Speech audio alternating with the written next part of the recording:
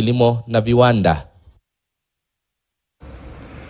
Na sasa tujikite kwenye hili ambapo siku kama hii mwaka jana kundi la wanakwaya kutoka kanisa Katoliki la St. Cecilia of Mercy huko Mwingi walikuwa katika hatua za mwisho za kupanga safari kutoka Mwingi hadi Nuhu. Walichokosa kufahamu hata hivyo ni kwamba siku iliyofuata ingebadilisha maisha yao milele. Basi la shule walimokuwa wakisafiria lilizama ndani ya mto Enziu na kuwa zaidi ya watu 30 huku wengine 7 wakinusurika kifo. Mwanahabari wetu George Maringa alirejea Mwingi mwaka mmoja tangu kutokea msiba huo na kukutana na baadhi ya manusura.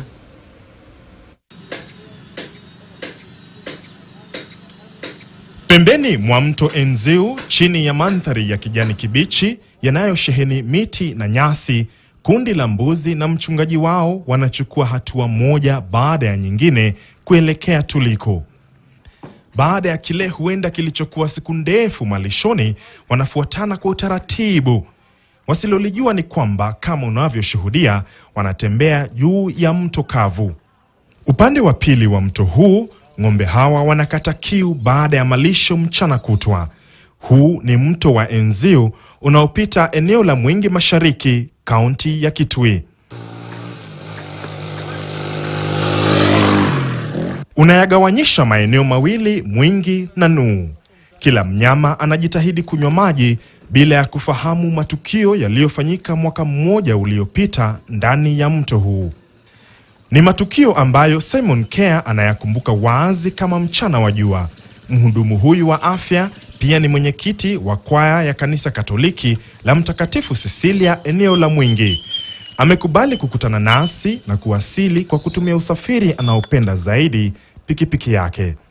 Anatupa kumbukumbu ya matukio yaliyobadilisha mkondo wa maisha yake. Ilikuwa siku ya Jumamosi tarehe 4 mwezi Desemba mwaka 2021. Ni siku ambayo yeye na wanakwaya wengine waliabiri basi mwendo wa saa 3 asubuhi, madhumuni yakiwa kwenda kuimba katika ibada ya harusi ya wazazi wa mwanakwaya mmoja. Basi lenyewe lilimilikiwa na seminari ya Mtakatifu Joseph. We arrived at River Enziu. We found both sides there are people waiting for the water to pass. So we joined them. It was both sides. I remember that day, it was a market day in Nuhu. And so now you can imagine the number of people we are on this side wanted to go to Nuhu. At the same time, people were going to Mwingi, others in Nairobi. So both sides there were people just waiting for the water to pass. Taswira waliopata baada ya kuwasili kwenye daraja hilo ilikuwa tofauti. Viwango vya maji ya mto vilikuwa vimeongezeka na hilo likawalazimu kushuka huku wakisubiri maji kupungua. We got out of the bus and because we love singing, we started singing. So not necessarily we are singing songs for the wedding, but we just sang. In fact, we sang what came into our mind. Walilazimika kusubiri kwa takriban kipindi cha saa 2 hivi, na kulingana naye, basi lao halikuwa la kwanza kuvuka mto huo. With the time, water passed and we could see some buses now started crossing. We were about six of the cars passing. So ours was the 7th one. So it was a conversation between the members and the driver. Now that water is going down, you can see there are buses which have crossed. Remember there was a lorry, there was a tinga that crossed. So we are all sure that we will cross. Waliabiri basi kwa mara nyingine tena wakiwa wengi wa matumaini ya kufika upande wa pili ambao ungewakaribisha eneo la Nuhu. Simon aliyekuwa ameketi upande wa kulia ndani ya basi hilo ana kumbukumbu finyu mno za kilichofanyika kabla ya mkasa. When the bus started the journey, I heard people shouting outside. But personally, I never imagined that we had to have something bad. So I assumed just before, like the other buses were crossing, you could see people shouting, now it has crossed. Sekunde chache baadaye, I just noticed that. I just heard a bang. And that is the time I noticed we were in the water. So that minute, the time we got into the water, it is the time now everyone realized we have got into the water. So that water didn't take a minute. The time the bus drowned in the water immediately got into the bus. There was no minute. So you could just hear people inhaling that water. And it was, you couldn't, in a minute, we are all submerged into the bus full of water. So now it was left, it is you and your God. Ukanda huu wa video ambao ni wa dakika 1 na sekunde chache ndio tu ushahidi wa jinsi basi lilivyotumbukia ndani ya mto na kugonga vichwa vya habari sio tu humu nchini bali pia ugaibuni. Simon ananiarifu kuwa hapo ndipo alionana ana kwa ana na kifo. Alipiga dua kuombea muujiza angalau anusurike kwenye kinywa cha mauti.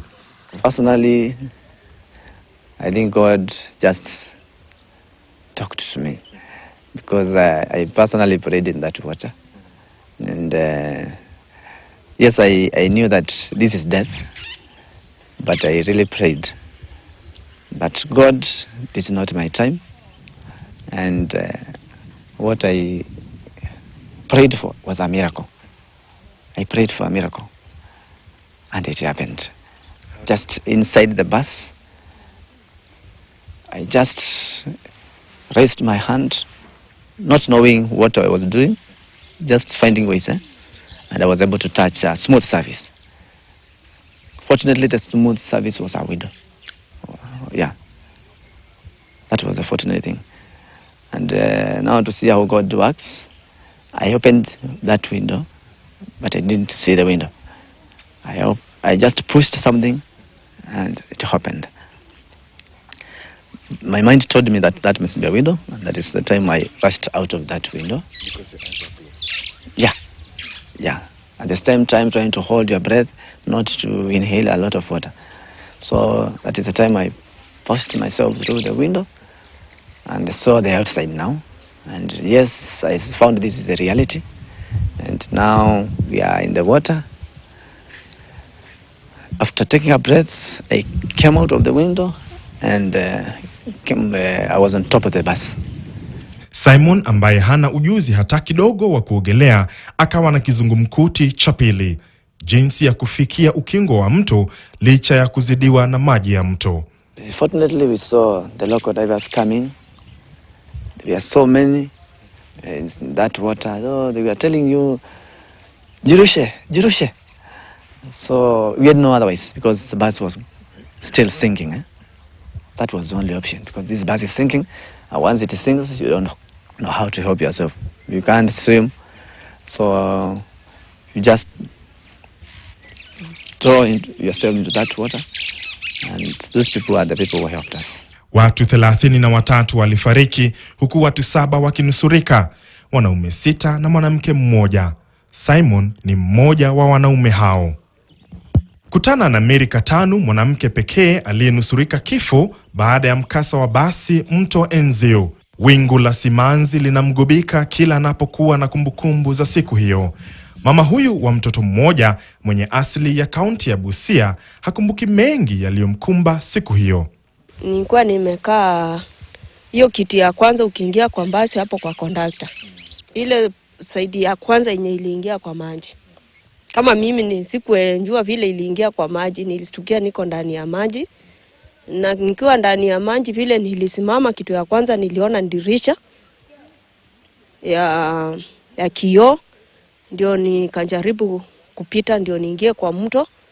Wale walikuwa nje walikuwa wanatuambia tokeni kwa ngari, tokeni kwa ngari. Sasa hata mimi nilikuwa najaribu kutoka kwa hiyo ngari, lakini mimi niliona dirisha kutoka hapo, sijui nini lingine liliendelea, lakini nakumbuka nilijipata nje ya mto.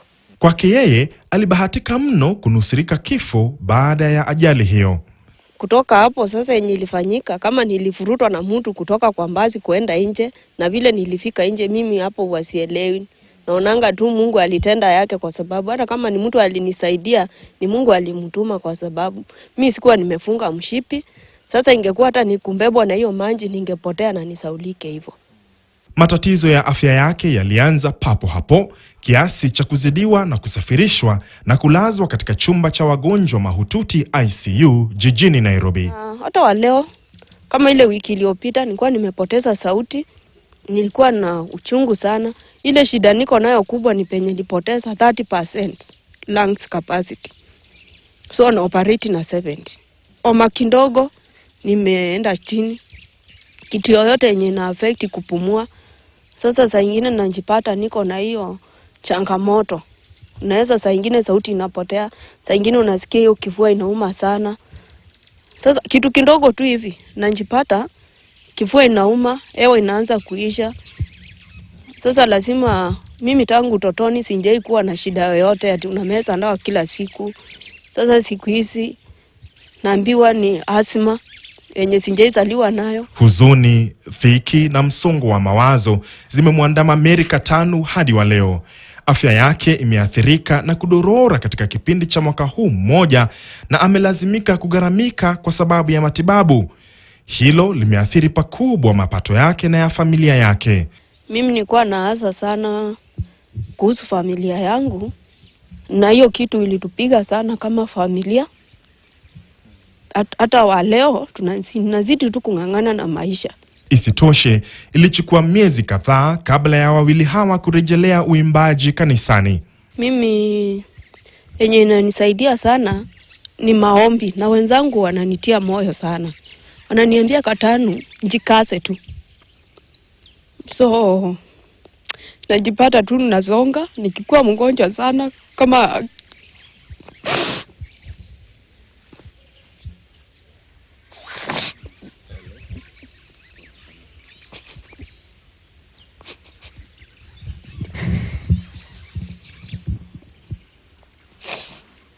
ingine na bindi aidha mzee atoke kwenye hako akunje. Kuna daktari kama care, most of time amekuwa akinishughulikia. Nikianguka hata kwa kanisa wananibeba, wananileta kwa casualty. At least hiyo inaniambia niko tu na watu. It took the hand of the other sister choirs to come and join. Nobody had that energy, but we had to support each other. Including the church members became part of the choir that day, but it was the mood was not the normal mood. There were cries all over that Sunday. Katika daraja la Enziu, ujenzi unaendelea japo kwa mwendo wa kinyonga kuliko ilivyotarajiwa. Ilikuwa imebashiriwa kuwa ujenzi wa daraja hili jipya ungekuwa umekamilika ifikapo Desemba mwaka huu. Hata hivyo, hali ni tofauti na wakazi wana maoni si haba. Huyu contractor aongeze speed, hii bridge imalizwe na wafanye zile mambo zinafaa kufanyika. Sababu wakati mvua inaanza, inafaa pale tuwekewe kitu ya kufunga na side ile ikuwe ya kufunga ndio magari zikuwe controllable.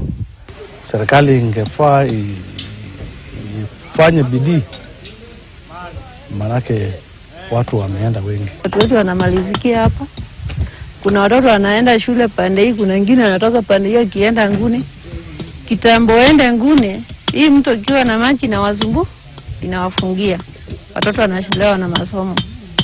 Sasa inakuwa ngumu hata watoto wakati wa mtihani wanafanya mtihani waruke, wafanye baadaye hiyo mto juu. Saa zingine inafunga siku 3, iwe inaweza watoto hata wafanye mtihani. Kumbukumbu za kwaya na waliofariki bado zimesalia akilini mwa Simon na Mary, na maisha yalichukua mkondo tofauti. Memories are there because we lost the best singers, if I can say.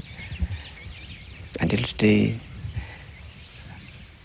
taking up that role for those people, we have not gotten to that level. Nikikumbuka kama mwenye alikuwa rafiki yangu sana, alikuwanga ananiambia, Katani, sisi kama tumeamua kuimbia Mungu, tunjue Mungu ametupa nguvu na ametupea sauti. Kuna mtu ana sauti na kuna mtu ana hata hiyo uwezo ya kwenda kwa kanisa kila siku, na si kwa sababu hataki.